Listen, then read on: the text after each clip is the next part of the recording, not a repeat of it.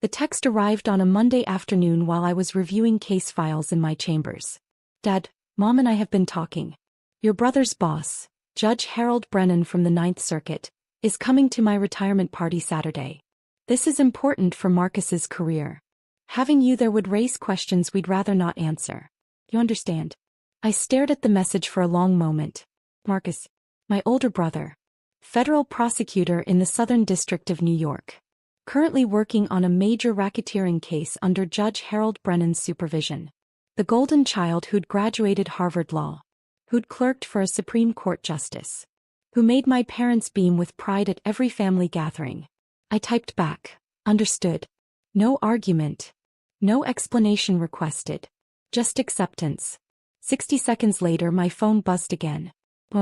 Your father explained about Saturday. It's probably for the best, honey. Judge Brennan is very distinguished. You know how sensitive these judicial people can be about propriety. Marcus, hey. Look, I know the party thing is awkward, but Judge Brennan is super old school about professional image. Dad thinks it's better if we keep it to immediate family and legal colleagues. Hope you get it. I set my phone down and returned to the brief in front of me. United States versus Castellano. Complex RICO case involving construction fraud, money laundering and witness intimidation. Trial started Monday in courtroom 7A. My courtroom. Because I was Judge Sophia Martinez. United States District Court, Southern District of New York. Appointed at 37. One of the youngest federal judges in the country. My family knew I was a lawyer. They knew I worked for the government. They'd stopped asking detailed questions about 8 years ago when I'd stopped trying to explain. Marcus had always been the legal star. Law review at Harvard. Appellate clerkship. Fast-tracked into the U.S. Attorney's Office. My parents introduced him as our son, the federal prosecutor, at every opportunity. Me. I was Sophia. She does government legal work too. Something with courts. I'd corrected them once. Told them I'd been appointed to the federal bench. Explained what that meant. Dad had nodded politely. That's nice, honey. Very stable job. Not as exciting as what Marcus does, but someone has to do the paperwork. Mom had added, at least you have good benefits. I'd stopped correcting them after that. What they didn't know, I'd been nominated by the president. Confirmed by the Senate 94-3. Featured in the National Law Journal's 40 Under 40. Invited to speak at Yale Law School's annual judicial conference. I kept it quiet. Not out of shame but out of exhaustion. When you grow up as the overlooked sibling, the one whose achievements never quite measure up, you learn that silence is easier than constantly fighting for recognition. Besides, I liked the work. The law mattered more than my family's opinion of it. And on Thursday the law was going to matter very much indeed. Tuesday morning I reviewed the Castellano case file again. The prosecution team was solid. Lead prosecutor, Marcus Chin. Second chair, Jennifer Okafor, an experienced RICO specialist. Supporting them, 3 junior prosecutors and 2 FBI agents. Marcus had no idea his sister was the presiding judge. Why would he? He knew me as Sophia Chin. I'd taken my mother's maiden name, Martinez, when I'd started practicing law. Professional choice. Clean separation between family and career. My judicial assistant, Patricia, knocked on my chamber door. Judge Martinez? The prosecution team is here for the pretrial conference. Send them in. Marcus walked in first, confident and polished in a navy suit. Behind him, Jennifer and the rest of the team.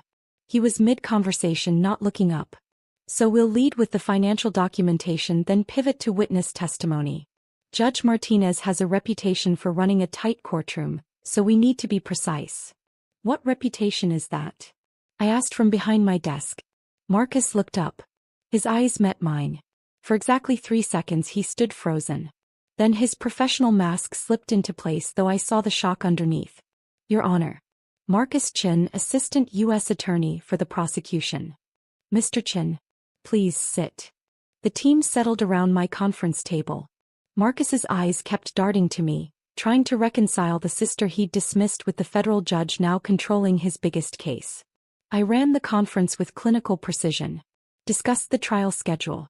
Ruled on outstanding motions. Set expectations for courtroom conduct. Mr. Chin, I understand this is a complex RICO case.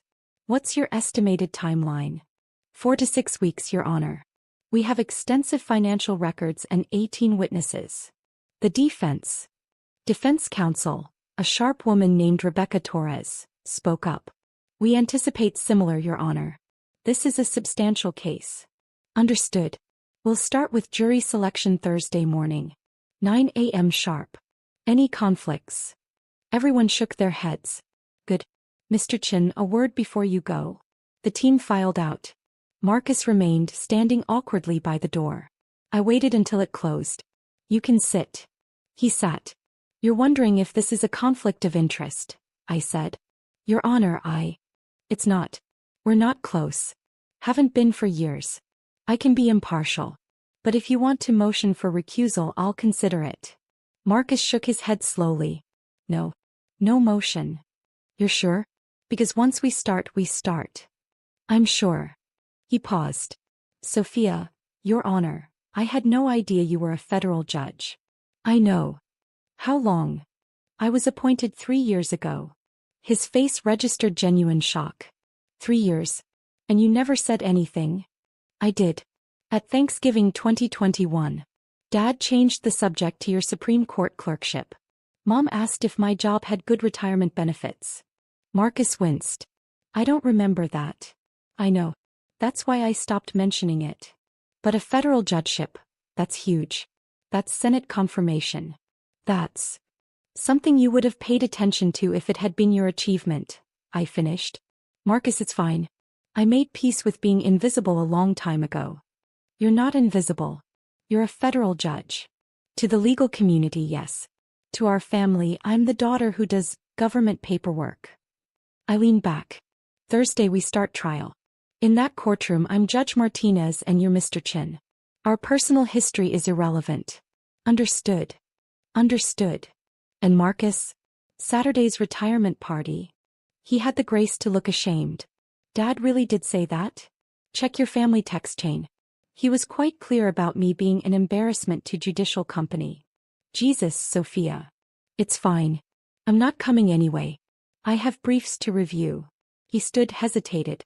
For what it's worth. I should have paid more attention. Yes, you should have. But you didn't, and we're both fine anyway. See you Thursday, counselor. He left. I sat alone in my chambers, staring at the retirement party invitation that had arrived by mail 2 weeks ago. Please join us in celebrating Thomas Chen's 40 years of service to Franklin and Morrison Accounting. Saturday, November 16, 7 p.m. University Club. Formal attire. RSVP required. The invitation listed special guests, including Judge Harold Brennan, several senior partners from Marcus's firm, and a state congressman Dad had met through his work. Dad wanted to impress. Show off his successful son. Demonstrate that his 40 years in accounting had produced something meaningful. And I was the embarrassment he needed to hide. I pulled out my phone and texted my law clerk, James. Me. What's Judge Brennan's reputation? James. Ninth Circuit? Old school conservative. Harsh on defendants. Loves prosecutors who are prepared. Why? Me curious. James, he's attending some retirement party Saturday. Heard him mention it to his clerk. I smiled. Of course he was. Thursday morning arrived cold and clear. I put on my black robe, pinned my hair back, and reviewed my notes one final time. The Castellano case was going to be a marathon. Complex financial evidence, multiple defendants, aggressive defense attorneys. I needed to be perfect. At 8:55 a.m., I entered courtroom 7A from my private entrance. The bailiff called, "All rise." The United States District Court for the Southern District of New York is now in session, the Honorable Sophia Martinez presiding. I took my seat at the bench. Please be seated. The courtroom was packed. Media in the gallery. Defendants at the defense table. Marcus and his team at the prosecution table. And in the second row, distinguished and silver-haired, Judge Harold Brennan. I saw Marcus notice him. Saw his posture straighten. This was his moment. Trying a major case in front of the judge who could shape his career. Good morning, I began. We're here for the matter of United States versus Castellano, case number 24/1847. Mr. Chin, is the government ready to proceed with jury selection? Yes, Your Honor. Miss Torres, is the defense ready? We are, Your Honor. I spent the next 4 hours managing voir dire. Questioned potential jurors. Ruled on challenges for cause. Kept the process moving efficiently. At noon we broke for lunch. I returned to chambers to find Patricia looking stressed. Judge Martinez? Judge Brennan's clerk called. Judge Brennan would like to introduce himself. He's waiting outside. I removed my robe. Send him in. Judge Harold Brennan entered. Imposing, formal, everything Marcus had described. He extended his hand. Judge Martinez. Harold Brennan, Ninth Circuit. I hope I'm not intruding. Not at all, Judge Brennan. Please sit. He settled into the chair Marcus had occupied Tuesday. I'm in town for a retirement celebration and thought I'd observe some trial work. Your courtroom management this morning was excellent. Thank you. That RICO case is substantial. Marcus Chin is a talented prosecutor. I supervised his appellate clerkship years ago. Brilliant legal mind. He's prepared well for this trial. I'm attending his father's retirement party Saturday. Thomas Chin, 40 years in accounting. Marcus speaks highly of his family. I kept my expression neutral. That's kind of you to attend. Thomas is quite proud of Marcus. Understandably so. Brennan paused. I don't believe Marcus has siblings. The question hung in the air. I believe he has a sister, I said carefully. Is she in law as well? She works with courts. Paralegal? Court administrator? Something like that. Brennan nodded. Well, Thomas mentioned wanting to keep Saturday intimate. Mostly legal professionals and close family. I gather the sister isn't attending. Scheduling conflict, perhaps. Perhaps. We talked for another 15 minutes about procedural matters, Ninth Circuit precedents, and trial strategy. Brennan was impressive. Sharp mind, encyclopedic knowledge of case law. As he stood to leave, he said, Judge Martinez, you're doing excellent work here. The bench needs more judges with your precision. How long have you been on the district court? 3 years, Judge Brennan. Presidential appointment? Yes, sir. Senate confirmation must have been quite a process. It was thorough. He smiled. Well, you wear the robe well. I look forward to watching how you handle this trial. After he left, I sat very still. Marcus had told Judge Brennan, the man who could influence his entire career trajectory, that he didn't have siblings. Or that his sister was so irrelevant she wasn't worth mentioning beyond she works with courts. The dismissal shouldn't have hurt. I'd made peace with being overlooked. But this felt different. This was active erasure. I pulled out my phone. Me, James, pull the Senate confirmation hearing transcript from my appointment. I need the opening statement. James, now? Me, yes. 10 minutes later, James delivered a file. I opened it to page 4. Senator Williams, Judge Martinez, your journey to this bench is remarkable. Daughter of immigrants. First-generation college graduate. Yale Law School on a full scholarship. Clerked for Justice Reynolds. Built a distinguished career in the U.S. Attorney's Office before this appointment. Your family must be incredibly proud. Sophia Martinez. Senator, my family has always supported me in their own way. But this achievement is mine. I built it through work, not through family connections. And I'm honored to serve. I remembered that hearing. Remembered sitting alone in the gallery because my family had scheduling conflicts. Marcus had a deposition. Mom and Dad had a pre-planned vacation. Only my mentor, Justice Reynolds, had attended. Had sat in the front row and smiled when the final vote was called. 94-3 confirmation. Presidential appointment. One of the youngest federal judges in the country. And my family still introduced me as Sophia. She does government paperwork. The trial proceeded flawlessly. Marcus presented his case with precision. The financial evidence was damning. 18 shell companies, $47 million in fraudulent transactions, witness intimidation captured on wiretaps. Judge Brennan attended every day, sitting in the gallery taking notes. On Friday afternoon, after a particularly strong cross-examination by Marcus, Brennan approached me during a break. Judge Martinez, remarkable trial management. You keep both sides disciplined. Thank you, Judge Brennan. Marcus Chin is performing brilliantly. His father must be bursting with pride. I'm sure. I'm looking forward to tomorrow's celebration. Thomas has done well. 40 years of steady work and a son who's going to be a major figure in federal prosecution. It sounds like a meaningful celebration.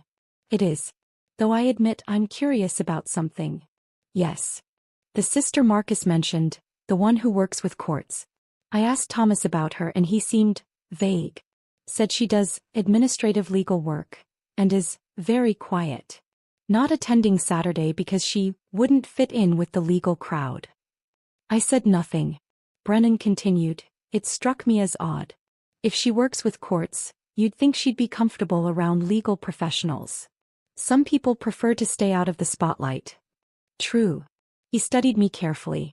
Judge Martinez, forgive the personal question, but are you married? Children? No, sir. Maiden name Martinez? It's my mother's maiden name. I took it professionally. And before that?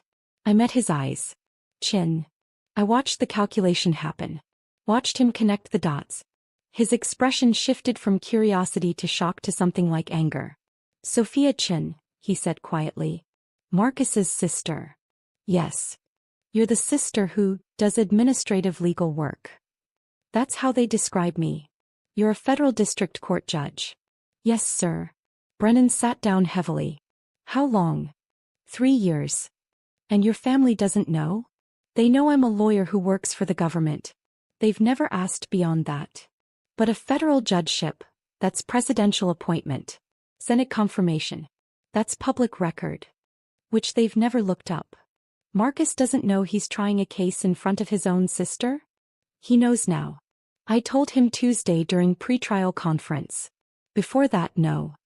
Brennan's face cycled through several emotions. And tomorrow's party, they told you not to come because you'd embarrass them in front of me? In so many words, yes. Because they think you're what, a court clerk? Paralegal? Something like that. They've never been interested enough to ask specifics. Brennan stood, paced my chambers. Sophia, may I call you Sophia? In chambers, yes. This is unconscionable. Your brother has spent the last week telling me about his family's legal legacy. His Harvard degree. His clerkship. His trajectory. He's positioned himself as coming from legal excellence. He's not lying. He is excellent. But he's erased you. Completely. And your parents have enabled it. They see what they want to see. That's not acceptable. Brennan's voice was hard. Sophia, you're one of the most impressive jurists I've seen in years. Your legal reasoning is flawless. Your courtroom presence is commanding. You were confirmed 94-3. Do you understand how rare that is in this political climate? I'm aware. And your family thinks you're filing paperwork? Yes. He shook his head. I'm attending that party tomorrow. And I'm going to tell Thomas Chin exactly who his daughter is. Judge Brennan, that's not necessary. It absolutely is. Marcus has been leveraging my mentorship to build his career. Fine. That's how the system works. But he's done it while pretending his sister doesn't exist professionally. That ends tomorrow. Sir, I don't need you to fight this battle. No. You don't need me to. But I'm going to anyway because this is about more than family dynamics. This is about professional integrity.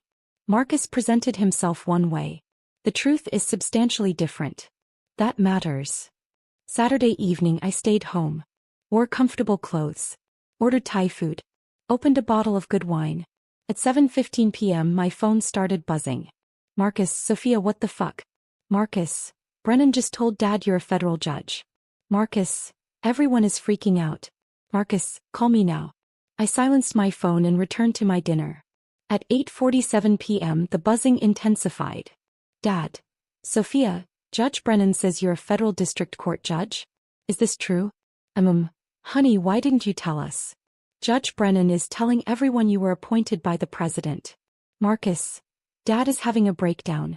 Brennan asked him why his daughter wasn't at the party celebrating legal achievement when she's one of the youngest federal judges in the country.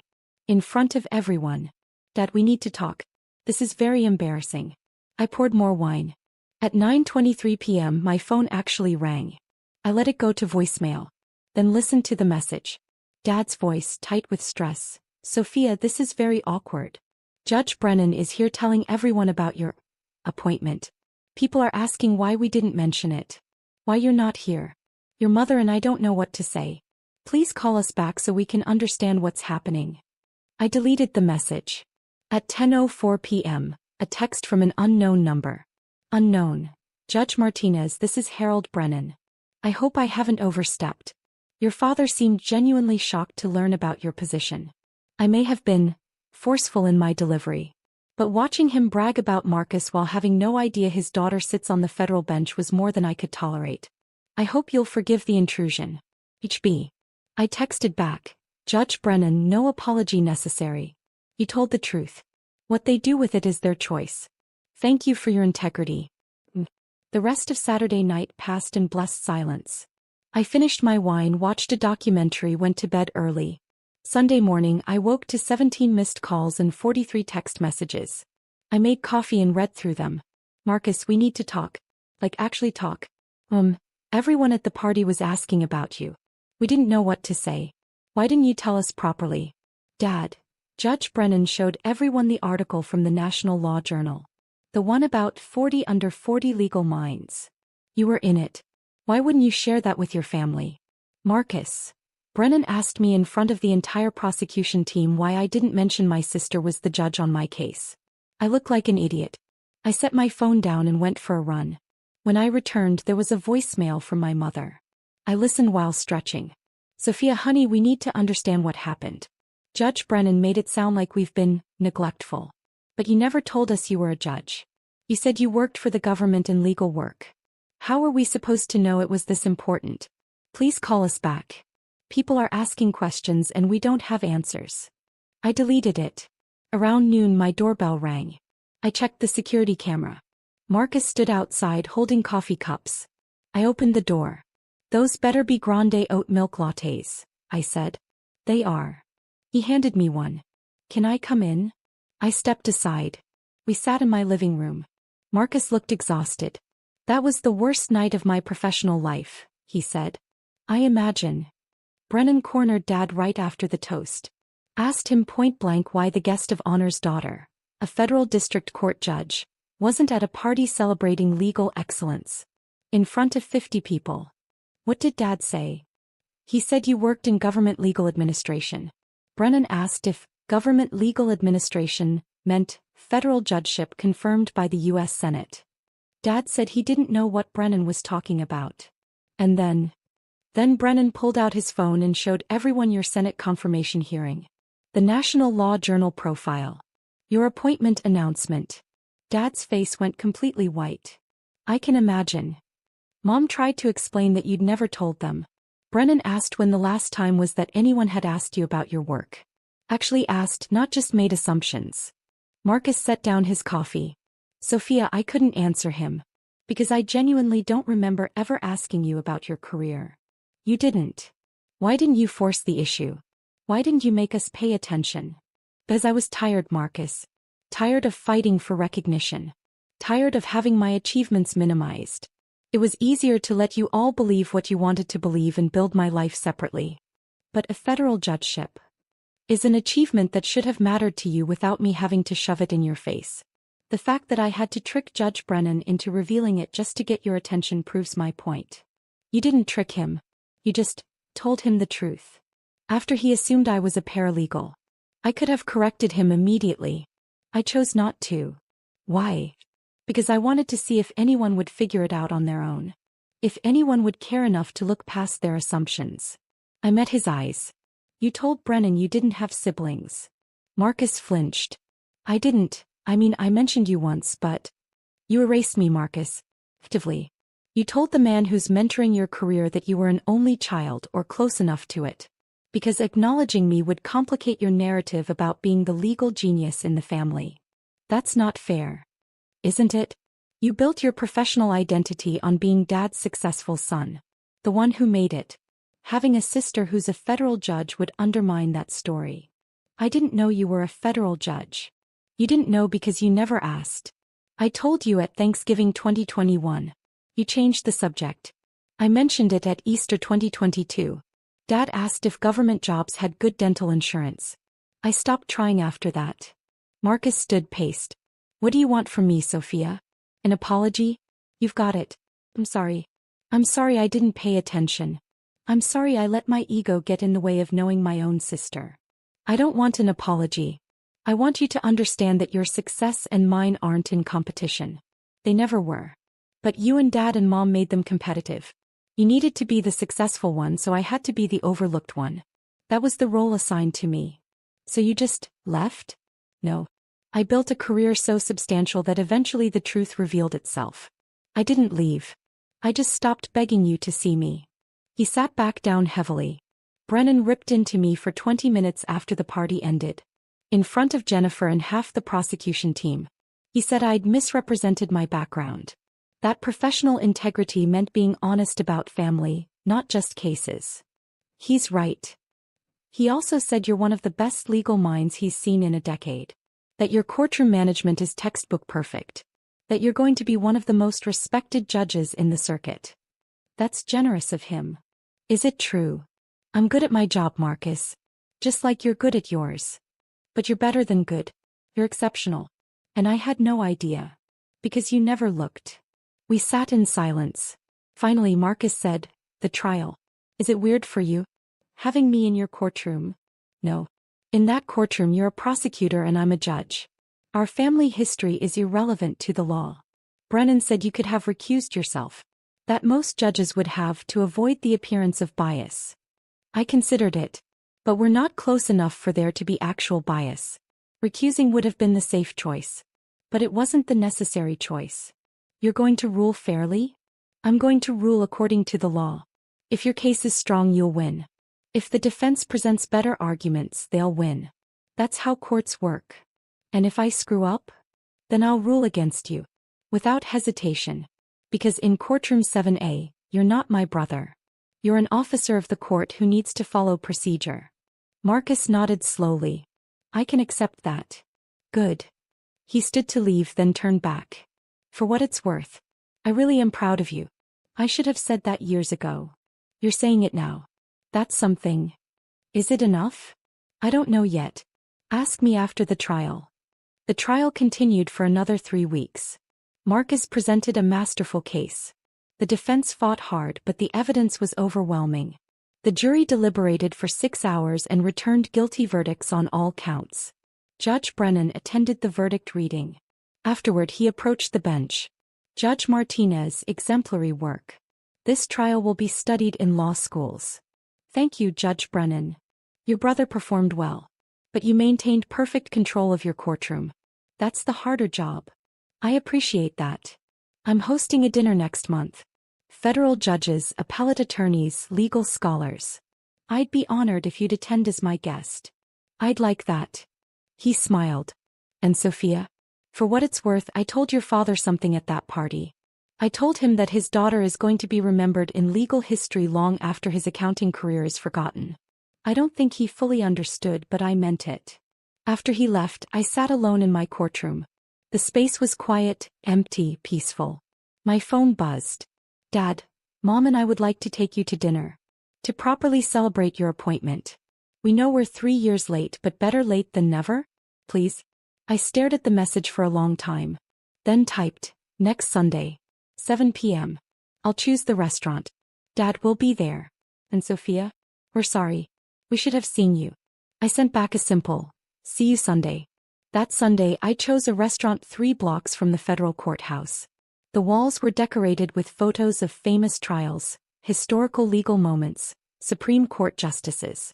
Mom and Dad arrived early, nervous. Marcus came too at my invitation. We sat, ordered, made small talk that felt stilted and strange. Finally Dad said, Sophia, we owe you more than just an apology. You owe me the truth. Do you actually want to know about my career? Or do you want to feel better about missing it? Mom winced. That's harsh. It's honest. I'm not interested in performative guilt. If you're here because Judge Brennan embarrassed you, we can end this dinner now. But if you're genuinely curious about who I am and what I've built, then I'm willing to share. Dad took a breath. I want to know, really know. Not because Brennan shamed me, though he did.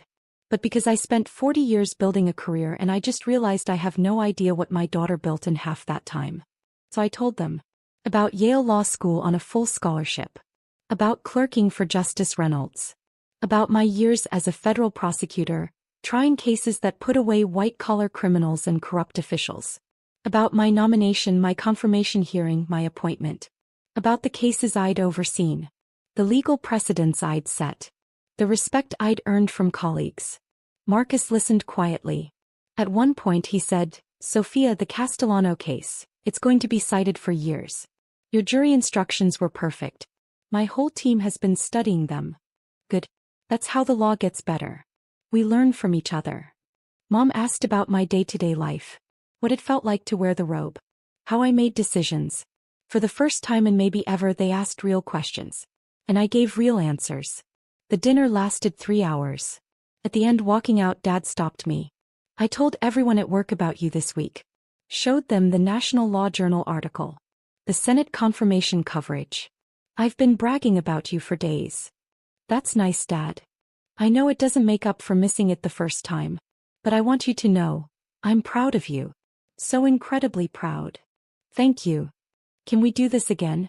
Regular dinners. Where we actually talk." "I'd like that." Marcus walked me to my car. "Brennan called me into his office Friday. He's recommending me for a special task force. Major securities fraud case. He said working in your courtroom showed him I could handle high-pressure situations with integrity." "That's wonderful, Marcus." He also said that if I ever misrepresent my family again, he'll personally tank my career. He's very protective of you. I smiled. Judge Brennan believes in honesty. I respect that about him. So do I. Marcus paused. "Sophia, I'm going to do better. At being your brother. Seeing you. I can't change the past, but I can change what happens next. That's all I'm asking." 6 months later, I was invited to speak at the Federal Judicial Conference. Topic: Maintaining impartiality in complex family dynamics. I accepted. My family attended, all of them. Sat in the front row. Listened as I explained how I'd navigated trying my own brother's case. How I'd separated personal history from professional duty. After the speech, a young law student approached me. "Judge Martinez, that was incredible. How did you stay so calm when your family didn't recognize your achievement?" I thought about the question. About the years of silence. The quiet building. The moment when Judge Brennan forced the truth into light. I stayed calm because I knew something my family didn't. Success doesn't require an audience. It requires work. And eventually, if you do the work well enough, the truth reveals itself. But what if they'd never found out? Then I'd still be a federal judge doing work that matters. Their recognition is nice. But it's not what makes the work valuable. The student nodded thoughtfully and walked away. Dad approached, eyes red. "That speech. Sophia, I had no idea how much we hurt you. You didn't mean to. You just didn't see me. But now you do." "Tao we do," he agreed. "And we're not looking away again." Marcus joined us. "Judge Brennan is here. He wants to say hello." I spotted Brennan across the room, distinguished and proud. He'd become a mentor, a friend, an ally. He'd also become the catalyst that forced my family to see me. Not through my own demands, but through the simple act of telling the truth to people who'd built their worldview on assumptions. "Judge Martinez." Brennan smiled. "Excellent speech. You're going to inspire a generation of jurists. Thank you for being here. I wouldn't miss it. You know, I've been telling this story at every judicial conference I attend. About the young prosecutor who tried a case in front of his own sister without knowing it. About the family who assumed their daughter was filing paperwork when she was actually shaping federal law. To what end? To remind people that competence doesn't announce itself. That sometimes the most extraordinary people in our lives are hiding in plain sight, waiting for someone to actually look. I glanced at my family, Dad, Mom, Marcus, all watching me with something that looked like wonder. "They're looking now," I said. "Yes," Brennan agreed. "They are. But Sophia, they're looking because I forced them to. What happens when you force people to see you instead of letting them discover you on their own? They resent it. Or they learn from it. Time will tell which. My money's on learning. Your family isn't cruel. They're just self-absorbed. Big difference. Is it? Yes. Cruel people can't change. Self-absorbed people can learn to look outward. Especially when the cost of not looking is losing someone extraordinary." That night after the conference ended, I sat in my chambers and thought about Brennan's words. My family hadn't seen me because I hadn't forced them to look. I'd accepted their narrative, built my life around it, and waited for reality to eventually intervene. And it had. Not through my actions, but through a chance encounter with someone who understood what federal judicial appointments actually meant. Was that the right way to handle it?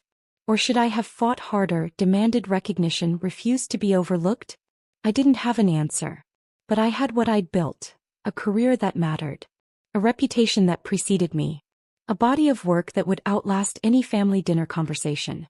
And now, finally, I had a family that saw me for who I actually was. Not because I'd begged them to look, but because someone else had held up a mirror and forced them to recognize what they'd been missing all along. Judge Harold Brennan thought I'd be remembered in legal history. My family thought I'd embarrassed them at a retirement party. The truth was somewhere in between.